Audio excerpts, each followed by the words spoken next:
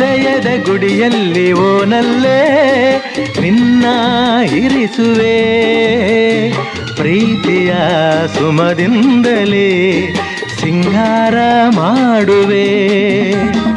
ಆನಂದ ಹೆಚ್ಚಾಗಿ ಕಣ್ಣೀರು ತುಂಬಿದೆ, ಓ ನಿನ್ನೊಡಲ ಉಸಿರಾಗಿ ನಿನ್ನಾಸೆ ಕಡಲಾಗಿ, ಚೆಂದುಟಿಯ ನಗೆಯಾಗಿ ಒಲವೆಂಬ ಸಿರಿಯಾಗಿ, ಜೇನಾಗಿ ಸವಿಯಾಗಿ ಸಂತೋಷ ನಿನಗಾಗಿ ನಾ ತರುವೆ.